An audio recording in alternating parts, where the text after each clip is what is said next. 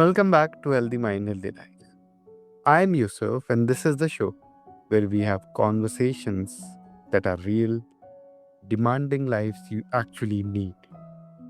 My guest today is Rhonda Shader, a former two-term mayor of Placentia, California, a small business owner running a local insurance agency, and a leader who has served on multiple community boards, including St. Jude Medical Center's Community Health Committee and the Orange County Human Relations Commission.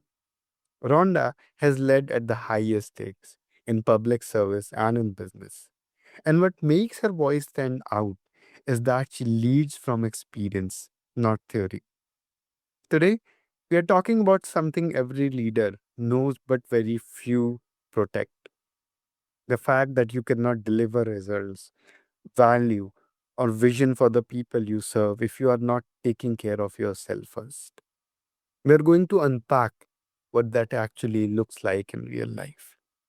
With that, I welcome my guest, Rhonda, to the show. Great. Thank you so much for having me. It's good to be here. Perfect. So, Rhonda, before we get into all of it, I want to start somewhere personal to you. So, when you look back at your years leading a city, running a business, sitting on boards, all of it happening at once, was there a moment when you realized that taking care of yourself was not a luxury or a sidebar, but actually the foundation of every result you delivered? Yes, absolutely. And I think my journey to discovering what self care meant for me and my body started when I opened my insurance business, which was 18 years ago. And I think every time I've added something, I've had to understand more about what that kind of self care and preparation means for me personally, because I think everybody needs something different. Hmm. Yeah. Okay. And there's this common idea that high performing leaders are the ones who push the hardest, sleep the least, and pour themselves out for the mission. So I'm curious, what do you think most leaders misunderstand about what it actually takes to operate at a high level over a long period of time?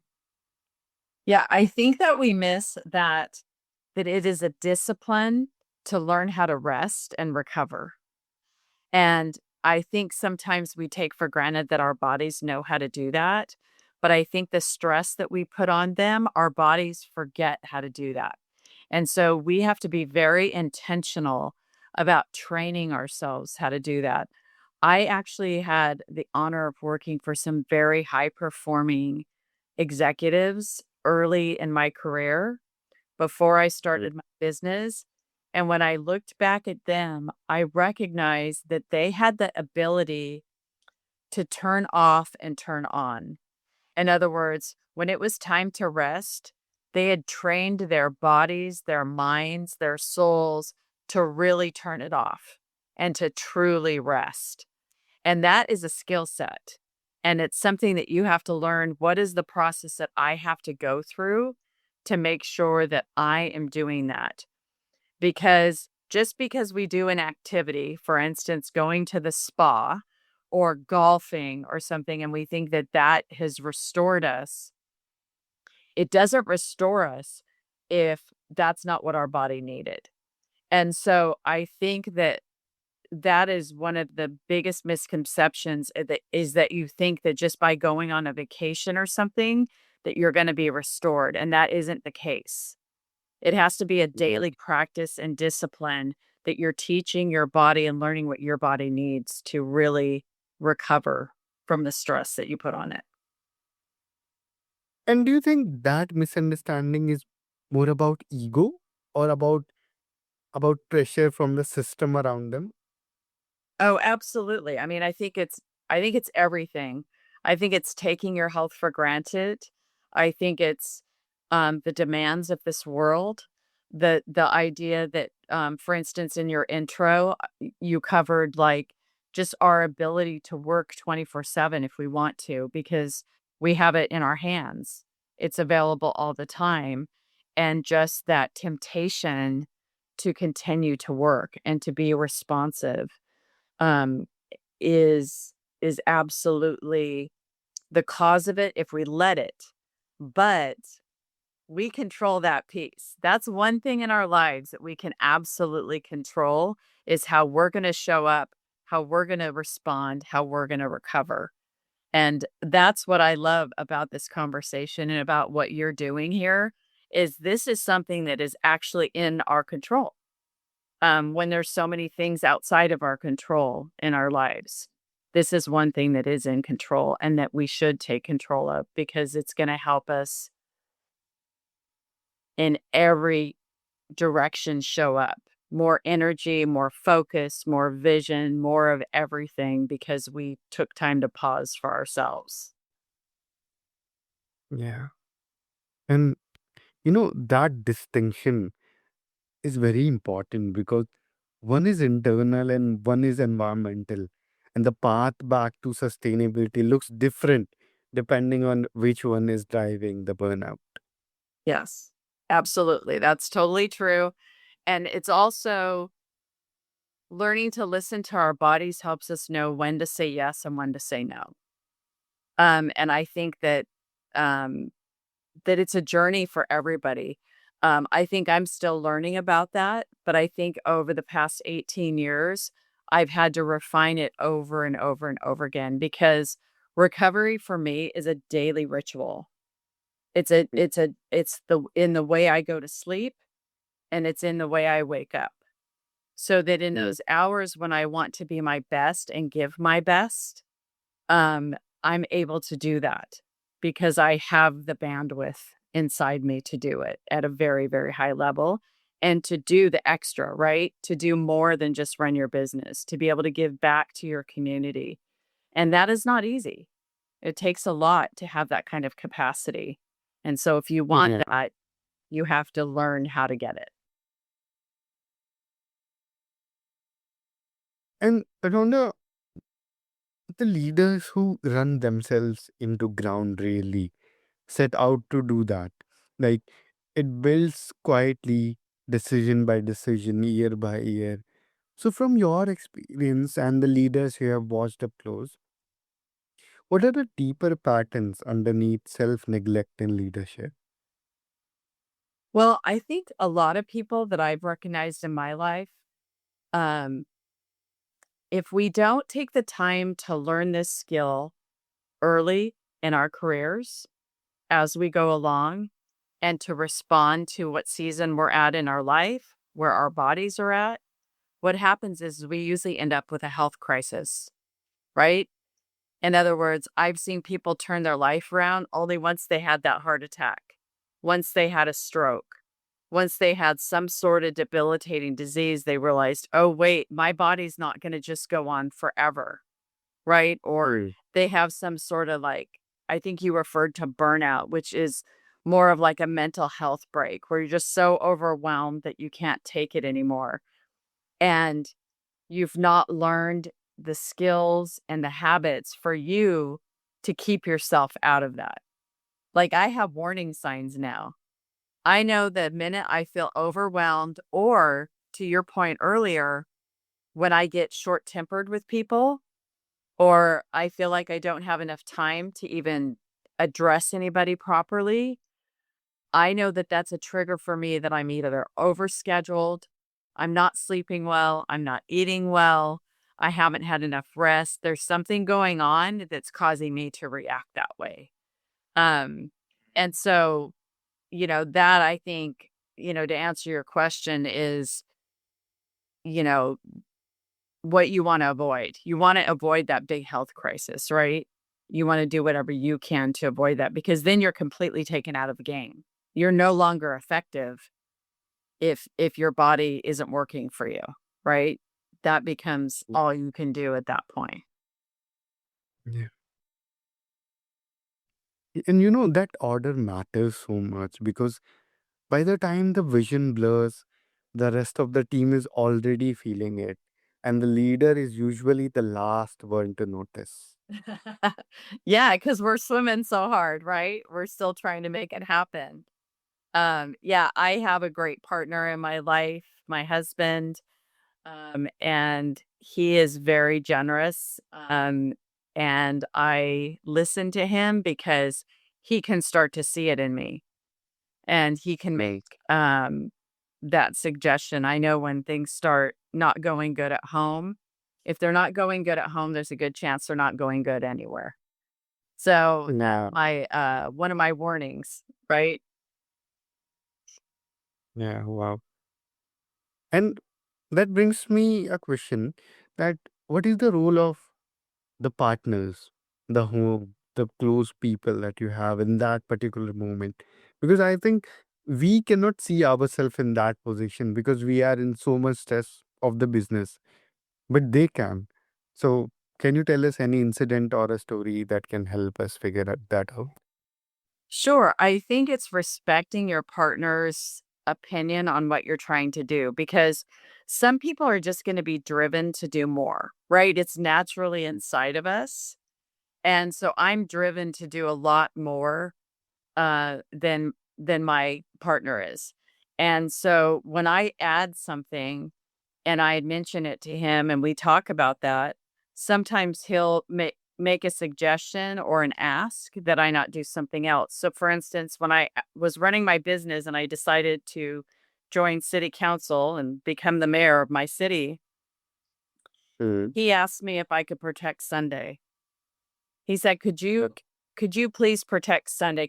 In other words, he knew I needed a day of rest, and he knew that we needed a day together to rest. And so he said, you're driving really hard. Can we try to protect that one day?" And I heard him. And for the last 10 years, that's something that I've tried to do.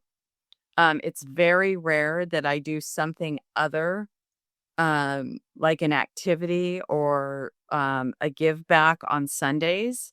I usually use that day to recover, to rest, and to be with my partner. And it has really helped. In other words, by Saturday sometimes, my stress is peaking and I've given a lot, mm. but I know Sunday's coming and I know I'm gonna have that rest, and it helps me get through it, and it helps me recover and get ready for that new week so that I'll be equipped and filled up to give more. And so that has been a generally healthy pattern for me personally to do that. Yeah. And most leaders listening right now, they aren't thinking about energy, focus, and vision in the abstract. They are thinking about the meeting they have at 9 p.m. The team members who's struggling, the budget that is tight, the inbox that has so many messages to answer.